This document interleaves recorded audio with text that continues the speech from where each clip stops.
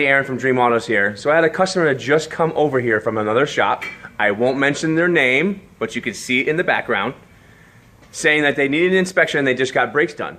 So Chris is going to show you what we found for the inspection. Hey everybody. Alright, so there's a couple things that went wrong here.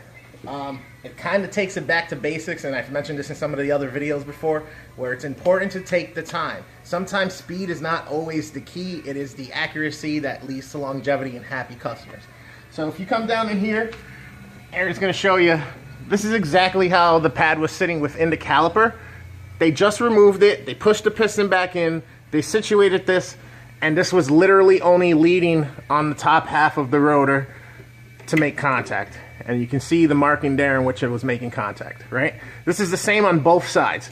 That was obvious thing number one.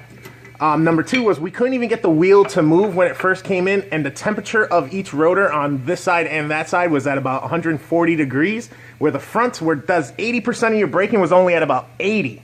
So that was a big differential in the heat stress that was being put onto this by just doing the brake job incorrectly from the get-go. Then, when we removed the pads, there's the hardware, which wasn't even cleaned up, no extra grease added to it. That's rusty old from the last time. They didn't replace that. And they didn't clean off the surfaces in which make contact with the hardware as well. This is a no-no. When you want things to situate, because rust will swell, push these outwards, apply pressure to the pads and where they meet, and then that'll allow it to not completely slide back and forth as the brakes are applied. That was two. Number three, they obviously didn't even double check to make sure the piston operation within the caliper was right, because if you look at this one, it has not moved. It protrudes when you apply brake pressure, and it comes back a little bit to relief as you're driving down the road. You hit the brake pedal, fluid rushes through, pushes the piston, comes back a little bit. This did not move at all. Once we took it off, it was still in the same recessed position as it was. That was the next option. So now we're on the opposite side, on the passenger side of the vehicle. Same issue. You look at this one. This one actually shows a lot more evidence of corrosion around the cylinder, which is in here, the actual piston for it.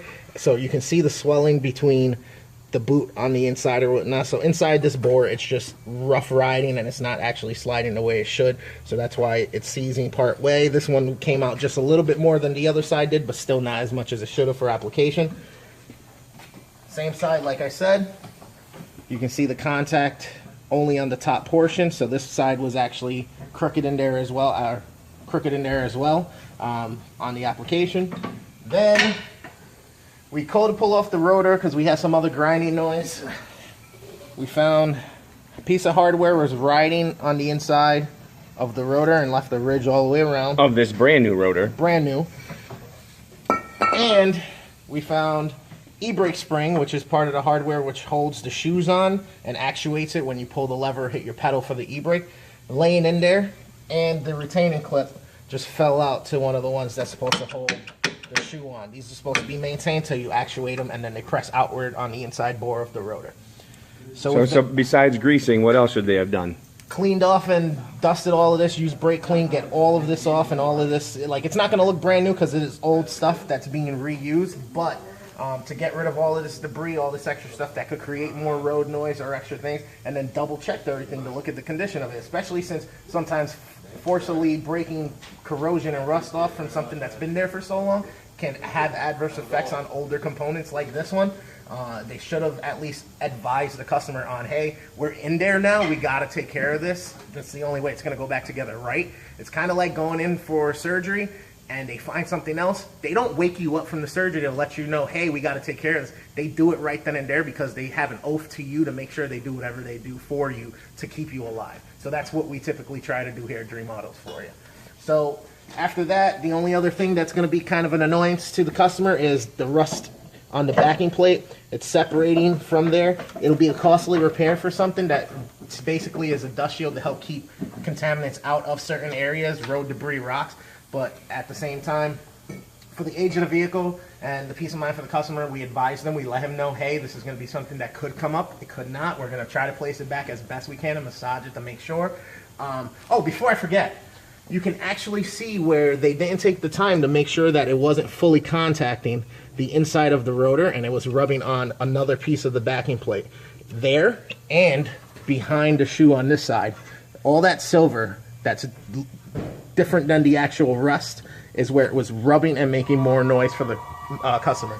So with that said, guys, this is Dream Autos. We're not here to antagonize and downplay anybody else. It just comes down to quality of workmanship and the attention to detail. Come see us, 1025 Altamont Avenue, Schenectady, New York, 12303. So I just want to give you guys an update. So what we're going to do for the customer is actually do a maintenance cleanup, get rid of all that rust, clean everything that they should have done and cleaned. We're going to also put in new calipers, do the brakes correctly, greased, grind it off and cleaned up, and then do a brake bleed. All that said and done, instead of going back over them and getting charged for something that obviously they weren't paying attention to detail, we're going to do for them, and then they'll be all set and very satisfied customers. Thank you very much. Hey, this dude over here is trying to tell the customer and me that there's nothing wrong with the piston in the caliper because it went back in. Not even understanding that the piston is stuck to where it is now because they forced it back in. Absolutely insane. This is the manager telling the customer this, that we're making up the process even though we in detail showed him the video that we're showing you, and he still wants to argue the point. That's what I'm saying, people. There's a difference between mechanics and technicians, and we have technicians here that have gone to school to make sure that it's done right. Aaron from Dream Autos.